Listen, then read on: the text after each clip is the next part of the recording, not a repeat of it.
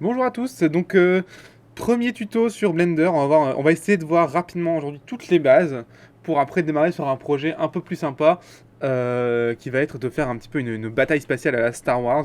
Ensemble, on va y aller pas à pas, voir un petit peu comment faire tout sur Blender, le modeling, le texturing, l'animation, le rendu. Vous allez voir que Blender est quand même très complet pour un logiciel gratuit et d'ailleurs il est plus complet que le logiciel payant, c'est ça qui est incroyable.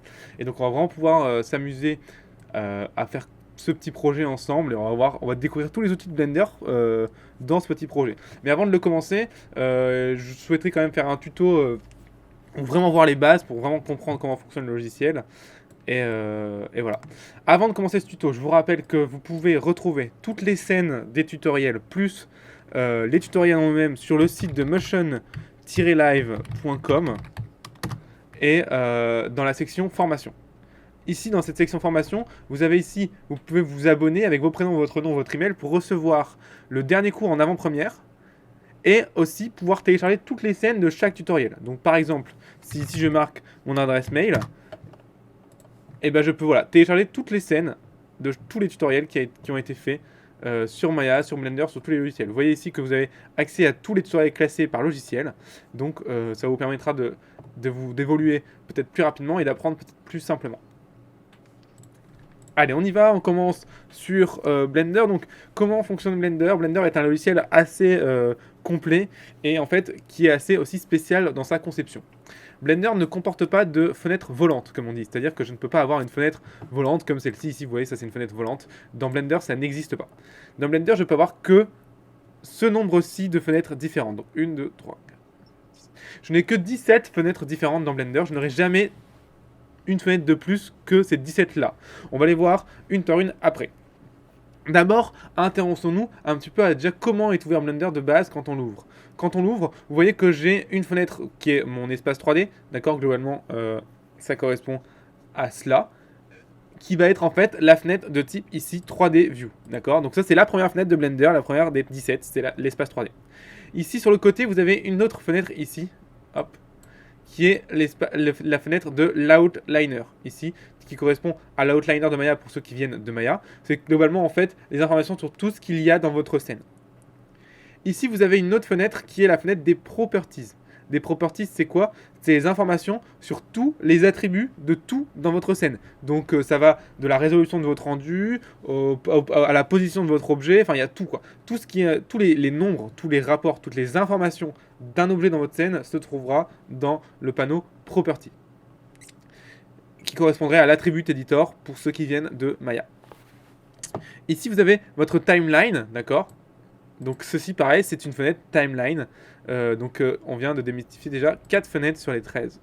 Et les autres fenêtres ne sont pas affichées. On peut changer de fenêtre comment? En cliquant sur le petit bouton ici, là, et vous pouvez choisir la fenêtre que vous voulez. Par exemple, je peux mettre la timeline sur cet écran-là, il n'y a pas de problème. Je peux mettre ici mon graph editor, on en reparlera plus tard, mais ça sert à animer. Vous avez ici votre dopsheet editor, d'accord, votre NLA editor, bref, plein de choses dont on reparlera au fur et à mesure en faisant l'exercice.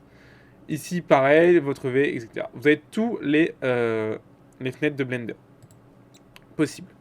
L'interface dans Blender est vraiment customisable au maximum. Vous pouvez faire absolument ce que vous voulez. Je peux, si je le souhaite, déplacer chaque fenêtre en translation et en translation Y ou en translation X. Je peux aussi rajouter une fenêtre en appuyant sur Shift et sur le petit icône là, ça va rajouter une fenêtre volante comme ça, mais c'est bien une fenêtre volante d'une fenêtre qui existe déjà, d'accord? Donc soyons bien clairs là-dessus. Ça vous fait une instance de la fenêtre qui existe déjà, et dans cette fenêtre, je peux remettre toutes les fenêtres dont j'ai déjà parlé. Je peux cliquer sur ce petit bouton sans aucun raccourci pour dupliquer la fenêtre, mais qu'elle reste dans la fenêtre, qu'elle ne soit pas volante en fait, d'accord? Alors, pour enlever les fenêtres du côté là, les raccourcis du côté, c'est T et N. Donc T pour la fenêtre de droite, N pour la fenêtre de gauche, on en reparlera un peu plus tard dans ce tutoriel. Ici donc, vous avez dupliqué la fenêtre et vous pouvez très bien venir changer, par exemple ici en dopsheet à droite.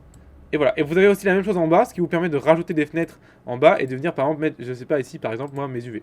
Voilà, et donc ça permet d'avoir des combinaisons de fenêtres. Pour supprimer une fenêtre qui a été faite, je dois venir faire glisser à l'inverse, c'est-à-dire que là quand je glisse vers le haut, donc du côté des traits là, ça rajoute une fenêtre, d'accord? Si je glisse de l'autre côté du trait, donc sur la gauche ici ou vers le bas, ça va enlever la fenêtre. Vous voyez, hop, voilà, et là je glisse de ce côté-là, hop, ça enlève la fenêtre. Donc je peux nettoyer comme ça mon interface. Vous avez aussi des interfaces par défaut, ici voilà, le 3D Full, l'animation, le compositing, bref, plein de choses.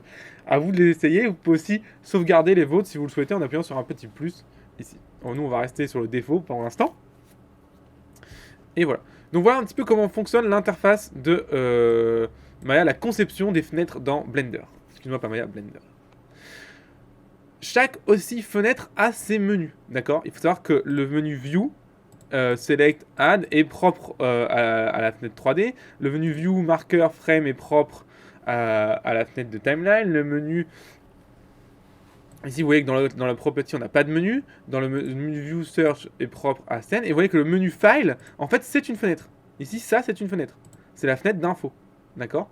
Donc, le menu File, Render, Windows, Help, c'est une fenêtre. D'accord? Si je veux, je pourrais la supprimer. Donc, ce n'est pas... Et je peux la dupliquer aussi. D'accord? Donc, c'est important, en fait. Elle est cachée, mais si vous voyez, en fait, c'est une fenêtre à part entière. On en reparlera plus en détail quand on sera plus avancé. Donc, voilà. Globalement, ce qu'il faut savoir sur l'interface des fenêtres dans Blender. Maintenant, parlons un peu plus 3D directement et oublions un petit peu ce côté interface 2D. On se retrouve ici sur l'interface 3D. Pour se déplacer dans le monde, on a plusieurs solutions. On va utiliser le clic du milieu de la souris pour se déplacer autour de l'objet. Alors moi j'ai changé les raccourcis, donc je vais remettre les raccourcis par défaut. Et je vous montrerai après comment changer les raccourcis à son gré. Donc voilà, j'ai remis les raccourcis par défaut. Donc c'est bien le clic de la molette. C'est bien le clic de la molette du milieu pour tourner autour d'un objet. Le shift-clic pour faire un panoramique. D'accord. Et la molette pour zoomer. Je peux zoomer aussi autrement en faisant CTRL et clic. Alors, CTRL et clic du milieu, ça me permet de zoomer aussi dans la scène, d'accord? Pour ceux que les raccourcis embêteraient. Par exemple, moi ça m'embête puisque je viens de Maya, et donc de repasser à ce raccourci un peu bizarre, ça m'embête. Comment je fais pour changer cela? Je peux venir simplement changer mes raccourcis. En fait, je peux venir me mettre ici dans la fenêtre ici de User Préférences, d'accord? C'est une fenêtre comme une autre, où il y a plein de choses. Et ici, j'ai 3 choses. L'interface, Editing, Input, Add-on, Theme, File, System. Bref, plein de choses dont on verra au fur et à mesure les utilités dans les tutoriels. Mais nous, on va voir ici dans Input, qui veut dire en fait raccourci. Dans raccourci, vous avez plein de choses intéressantes. Bref, on va rien changer et on va pas regarder ça maintenant. Encore une fois, on va les voir au fur et à mesure dans les tutoriels. Et ce qu'on va regarder, on va aller dans 3D View et 3D View Global, qui correspond en fait au raccourci de notre vue 3D. D'accord? Et on va venir chercher le Rotate View, Move View, Zoom View, ici. Ça, on va venir ici tranquillement changer les raccourcis. Donc moi je vais mettre par exemple Sun Maya, mais vous pouvez mettre ce que vous voulez. Ici je vais mettre cliquer dessus, faire Alt clic gauche pour Rotate View. Le New View ce sera le Alt molette, Alt clic du milieu. Et pour zoomer ce sera Alt clic droit. Ce sont les raccourcis de Maya, vous pouvez mettre ce que vous voulez. Il n'y a pas de problème, d'accord? Vous pouvez sauver et exporter ici les key configurations, les importer quand vous en avez fait une. Bon, par exemple, j'en ai fait une, je l'ai sauvé en faisant sauve et après je peux l'importer. C'est Blender Maya View, donc en fait, c'est exactement ce que je viens de vous dire. D'accord? Maintenant, j'ai mes raccourcis de rotation de Maya et de manipulation dans mon logiciel de Blender. Donc voilà pour ce qui est de la manipulation 3D. Parlons un petit peu de la création d'objets dans Blender. Dans Blender, vous pouvez créer des objets en faisant Add ici et vous avez tout plein de choses. Object, par exemple, Mesh et Object. Vous pourrez avoir plus ou moins de choses que moi en fonction des plugins et des scripts qui sont activés sur votre machine. Parce qu'en fait, chaque version, il rajoute des scripts, ils enlèvent, enfin bref. C'est pas très important, la base sera là. Sachez que le raccourci pour aller dans Add ici, c'est Shift A. Et ça va me permettre aussi d'avoir ce menu Add volant que j'avais ici. Même chose. Je vais pouvoir par exemple ajouter un cube ici. Vous voyez ici que chaque fois qu'il y a une lettre qui est soulignée, cette lettre soulignée en fait correspond au raccourci. Par exemple, si j'appuie sur M pour Mesh et C pour cube comme vous voyez ici, ça va me créer un cube directement plutôt que si je fais Mesh cube. C'est la même chose. Donc je peux facilement faire une combinaison de touches rapide, Shift A, MC pour créer un cube. D'accord? Ça, c'est très important dans Blender et vous allez voir qu'on va beaucoup fonctionner en raccourci et ça va nous servir énormément. Donc, on va beaucoup travailler avec le clavier plutôt qu'avec la souris. Donc, je répète, Shift A, MC pour créer un cube. Si je veux créer un cylindre, Shift A, M, le cylindre, je vois que c'est Y, le raccourci, donc Y. Je rappelle encore une fois, la lettre du raccourci est soulignée. D'accord? Donc, je crée un cube, par exemple, Shift A, MC, ça me fait un cube. Comment on voit ce cube? Et en fait, on va se rendre compte que dans Blender, on a les fenêtres, et dans ces fenêtres, dans la vue 3D, surtout, on a des modes, d'accord? Ce cube peut être affiché en différents modes. Là, nous sommes en mode objet, c'est ici le mode objet, qui va nous permettre de bouger les objets dans la scène, seulement les objets. Si je veux passer en mode sous-objet, en mode édition, pour toucher au point de cet objet, donc au point j'arrête aux faces, il faut ici que je me passe en edit mode. Ici, maintenant, je peux venir sélectionner les points. Vous remarquerez que dans Blender, ce qui est très bizarre, c'est qu'on sélectionne les objets et les sous-objets avec le clic droit, d'accord? C'est le clic droit qui me permet de sélectionner mes objets. Quand je sélectionne le clic gauche, ça bouge ce qu'on appelle le curseur 3D, dont je parlerai dans les cours au fur et à mesure. Donc, je clique droit pour sélectionner les objets. Pour désélectionner les objets, ce sera A. A, en fait, ça sélectionne et ça désélectionne tout. Ici, vous avez le menu Select avec Deselect, Select All, etc. Tout ça correspond au raccourci que je viens de vous raconter. Vous avez les raccourcis à côté si vous êtes perdu. Donc A pour sélectionner, de sélectionner. Clic droit pour sélectionner un objet. Vous avez, si je prends un objet, je fais Shift D, je le duplique. Bref, c'est pas très important ça, mais c'est pour vous montrer. Si je veux sélectionner plusieurs objets, je vais cliquer sur clic droit et faire Shift pour ajouter à ma sélection. Si j'appuie sur Shift aussi, ça désélectionne quand je reclique dessus. Vous voyez très bien que vous avez une sélection ici jaune et une sélection orange. La sélection jaune correspond au dernier objet sélectionné. On appelle ça l'objet actif. C'est ces paramètres à lui qui vont être affichés dans toute la scène 3D. Donc les paramètres qui seront ici dans le panneau objet dont on reparlera dans les prochains tutoriels seront par rapport au cube jaune et pas aux autres objets. D'accord? Si je reclique sur un objet en faisant Shift clic gauche, il devient l'objet actif. D'accord? Donc ça ne le désélectionne pas. Pour désélectionner l'objet, il faut que je le fasse actif et que je fasse une fois clic droit pour le désélectionner. Tout ça en maintenant Shift tout le temps. Donc je répète, clic droit pour sélectionner un objet, Shift clic droit pour ajouter à la sélection et pour faire passer l'objet actif au dernier sélectionné. Si je désélectionne un objet, je fais Shift clic droit pour le rendre actif, Shift clic droit pour le désélectionner. Le concept d'objet actif dans Blender est très important puisqu'on va toujours s'en servir. D'accord? À chaque fois qu'on va passer des paramètres, qu'on va ajouter des paramètres à un autre objet, ce sera toujours par rapport à l'objet actif. D'accord? On en reparlera dans les prochains tutos si vous n'avez pas tout compris. Je peux faire A pour tout sélectionner et X pour supprimer. D'accord? Je peux aussi faire supprime pour supprimer, c'est la même chose. CTRL Z pour revenir en arrière, donc ça c'est vraiment classique. Je vais revenir sur mon cube et je vais appuyer sur Tab pour passer en Edit Mode. Ou alors je vais pouvoir passer via cette fenêtre ici en Edit Mode. Je peux maintenant contrôler les points de mon cube. D'accord? Je peux venir les sélectionner. Je peux venir les déplacer en faisant bouger la flèche ici. Si je n'ai pas la flèche ici, pour l'activer, je peux appuyer sur CTRL espace pour l'activer et la désactiver. D'accord? Ou je peux venir appuyer sur ce petit bouton ici. D'accord? C'est la même chose. Vous avez ici, vous pouvez afficher les rotate, les scale, d'accord, globalement. Et en appuyant sur Shift, vous pourrez ajouter plusieurs manipulateurs en même temps. Sachez qu'on utilise assez peu ces manipulateurs-là dans Blender. On va plutôt préférer utiliser les raccourcis. Les raccourcis, c'est quoi? C'est G pour déplacer un objet, R pour tourner. Alors là, j'ai un cube, donc je vais prendre 2 points. R pour tourner, d'accord? Et S pour scaler. C'est tout. Si par exemple j'appuie sur G et X, je contrains l'objet à tourner en X. Si j'appuie sur G, Y, je contrains l'objet à se déplacer sur Y. Si j'appuie sur G, Z, je contrains l'objet à se déplacer sur Z. Même chose pour la rotate. Rotate X, ça contraint. Rotate Y, ça contraint. Rotate Z, ça contraint. Même chose pour S. X, ça contraint. Y, ça contraint. Z, ça contraint. Ce qui est encore mieux, c'est que je peux taper des valeurs. Je peux très bien faire RZ90 sur mon pavé numérique et ça fait tourner mes points de 90 degrés. On en reparlera dans les autres tutoriels, mais vous verrez qu'on va souvent utiliser cette technique. On va très peu tourner à la souris comme ça. On va plutôt faire, je sais pas moi, RZ80 pour avoir des bonnes valeurs correctes. Voilà un petit peu comment fonctionne le mouvement, la rotation dans Blender. Globalement, vous avez vraiment les bases du logiciel là.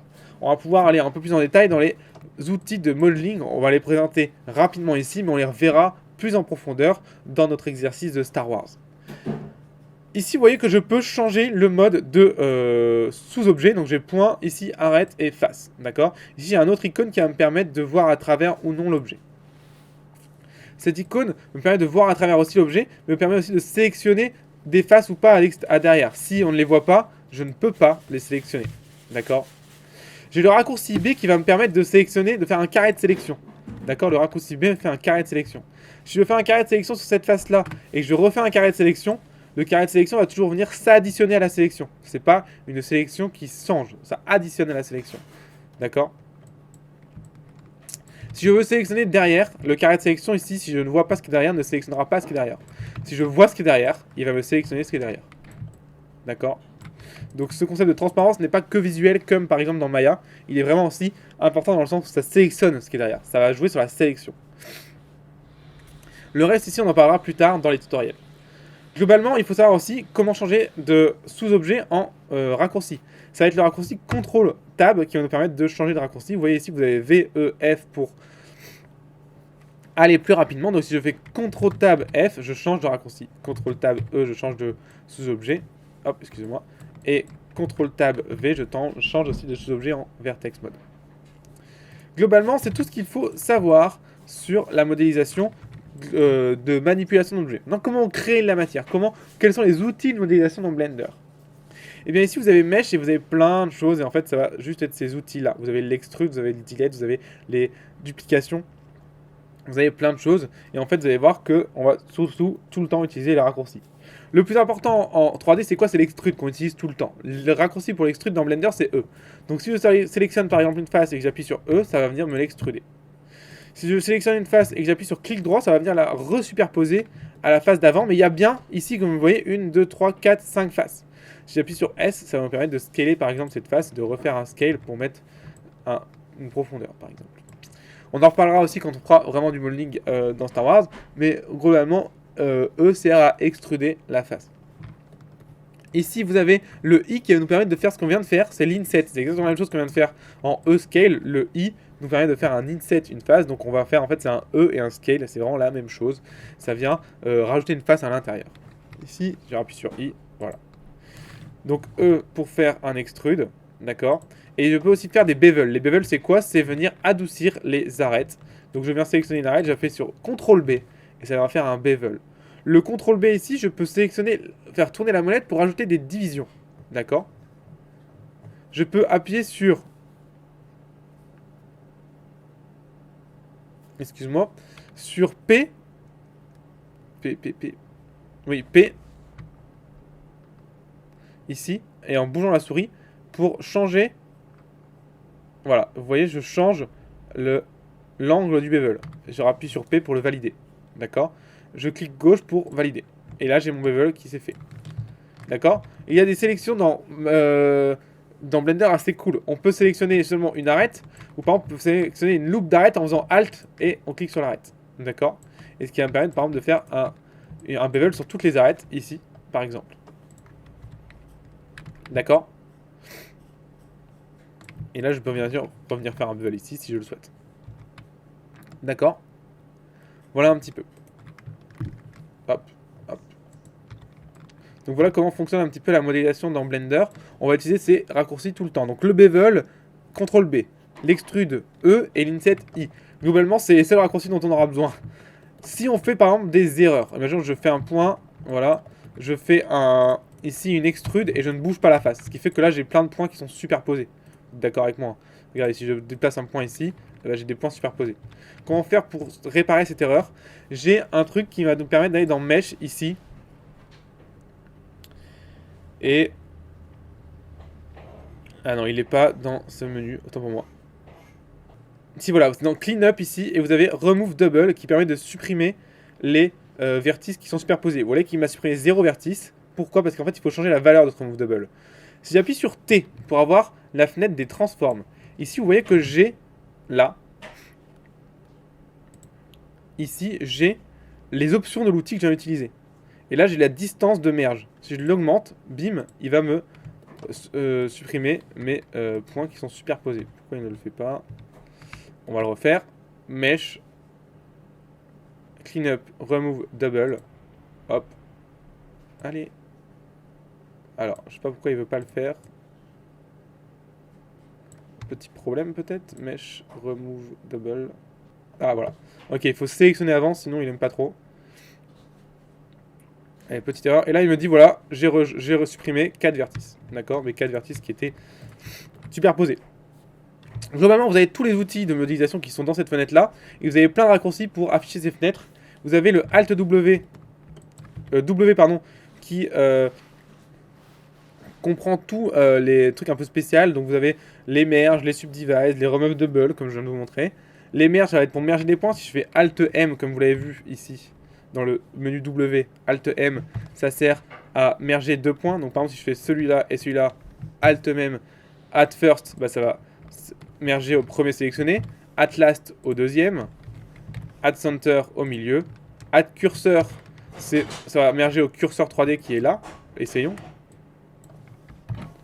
Add Cursor, voilà, etc. Globalement, on a vraiment là tous les outils pour modéliser correctement. Dans tous les cas, si on voit un nouvel outil en cours, je vais vous expliquer comment il fonctionne sur le cours de Star Wars. Revenons en Object Mode ici. Voilà un petit peu notre objet qui a été, on va dire, super bien modélisé. Et nous aimerions, par exemple, maintenant, ajouter dessus ce qu'on appelle des modifieurs. Les modifieurs, en fait, sont dans Blender le concept de on va dire déformer notre objet de manière non destructive. Je m'explique. On va pouvoir rajouter des éléments qui vont s'empiler comme des calques dans Photoshop ou comme des nœuds dans Maya pour modifier notre objet. C'est tout. Ça nous permet de faire plein de choses, comme par exemple vous avez le modifieur de Subsurf ici, qui va nous permettre de subdiviser notre objet. D'accord? Voilà, par exemple. Ici, donc ce panneau property, comme je l'ai dit tout à l'heure, agit toujours sur l'objet actif, d'accord? Donc l'objet qui est entouré de jaune et non pas de orange. Si par exemple je veux ajouter, moi je sais pas, moi un bevel dessus, vous avez un modifieur qui est bevel, qui va faire un bevel en fait globalement sur toutes les edges. Ici, bah voilà, il ajoute un bevel sur toutes les edges. Après je rajoute par exemple, je sais pas moi, des segments et je viens derrière mettre un subdiviseur de surface, bah voilà. Ça va toujours être du haut vers le bas, donc celui qui est en haut ce sera le premier et en bas c'est celui qui sera effectué en dernier. D'accord? Donc là dans l'ordre, le logiciel fait d'abord un bevel, puis un subsurfing, d'accord? On en reparlera aussi dans le tutoriel sur Star Wars, comment fonctionnent globalement tous les modifieurs, mais c'était assez important d'en parler, je pense. Allez, dernière petite chose qu'on va voir dans ce tutoriel, et globalement, on aura fait le tour vraiment des bases de Blender sur le modeling et l'interface. Ce sera ici, cette fenêtre ici de transform qu'on active en appuyant sur T, ou en appuyant sur le petit plus ici, qui sert en fait à avoir tout plein de raccourcis sur les objets. Par exemple, je peux venir mettre les normales en smooth ou en flat. Alors, qu'est-ce que c'est smooth et flat?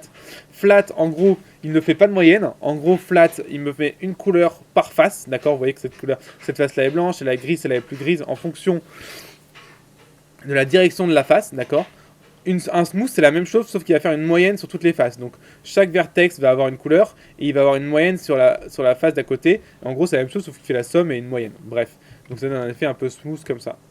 Ici. Bon, on va rester en flat pour l'instant, nous. Ici, vous pouvez join, bref, il y a plein de choses qu'on va voir en fonction avec tous les autres tutoriels. Alors, franchement, globalement, cet menu, on va le voir de long en large et en travers. Create, ça a des raccourcis pour créer les objets. C'est la même chose que Shift A, rappelez-vous. Les relations, c'est pour mettre des parentes, etc. Ça, on en reparlera aussi quand on fera les tutoriels. Bref, ici, vous avez plein de raccourcis. Sur l'objet en lui-même. Ici, vous avez N, qui est l'autre fenêtre à côté, qui sert à faire d'autres choses, mais non pas forcément sur l'objet en lui-même, alors ça dépend des menus, mais aussi sur la scène en elle-même. Donc vous avez par exemple des raccourcis qui sont là pour la caméra, pour le curseur 3D, qui sont là pour par exemple le shading, ce qu'on veut montrer, voilà par exemple ce qui est sélectionné, seulement ce qui est rendu, bref, plein de choses. Des propriétés en plus, bref, plein de choses sur l'objet ou sur la scène en elle-même qui vont nous permettre, en fait ce sont des raccourcis, ce sont des paramètres qui existent déjà dans d'autres fenêtres, que ce soit dans la fenêtre property pour la plupart. Il y a des paramètres qui n'existent pas, mais c'est assez rare et on les verra au long des tutoriels. Voilà globalement un petit peu comment ça fonctionne dans Blender. Il faut savoir que Blender fonctionne en scène, donc vous pouvez avoir plusieurs scènes dans un seul fichier, c'est pas un problème. Et en gros, une scène c'est ça, voilà. Bah voilà, si je rajoute une scène, bah hop, voilà, j'ai une nouvelle scène. Hop, et voilà, j'ai une scène vide. Et je peux venir, voilà, changer de scène comme vous le souhaitez. Donc vous pouvez faire plusieurs scènes dans un seul fichier. Je ne le conseille pas, mais vous pouvez le faire. On va venir la supprimer. Donc une scène, c'est vraiment un nouveau truc avec tous les paramètres changés. Et donc en gros, à chaque fois, vous travaillez sur une scène en particulier. D'accord. Ici, vous avez le moteur de rendu. On en reparlera quand on fera du rendu sur notre exercice. Donc globalement, on a vraiment vu la base de Blender, on n'a pas vu l'animation, on n'a pas vu plein de choses, mais on a vu la base pour en comprendre les prochains tutoriels. Je vous invite à regarder les autres tutoriels pour aller plus loin. Et si vous avez apprécié ce tutoriel, et dites-le moi. Si vous avez des questions, posez-les en commentaire. Sachez que c'est vraiment un cours de découverte, donc on n'a vraiment pas vu grand chose, mais ça va nous permettre de démarrer sereinement les tutoriels sur Star Wars. Vous allez voir que du début à la fin, on va créer une bataille spatiale Star Wars. Donc on va modéliser les vaisseaux, on va les texturer, les animer, on va créer l'environnement, on va même faire peut-être de l'animation, on va peut-être même faire un peu de script pour se faciliter la vie. Bref, on va vraiment essayer de voir le pipeline complet d'un film. Autour de ce projet un peu fun de créer une bataille Star Wars. Donc chaque cours sera spécifique pour un élément ou une partie de la prod. Vous allez voir qu'on va essayer de faire le maximum de choses sur Blender puisque c'est gratuit et ça c'est génial. La seule chose qu'on fera pas sur Blender, c'est la post-prod qu'on fera sur After Effects. Ça me permettra de reparler un petit peu d'After Effects puisque j'ai fait assez peu de cours dessus et ça me permettra de voir aussi le pipeline de post-prod entièrement. Voilà, je vous souhaite du bon courage. J'espère que ce cours vous aura plu et puis on se retrouve une prochaine fois pour le premier cours de la bataille spatiale sur Blender. Allez, je vous souhaite une très bonne journée, puis à bientôt.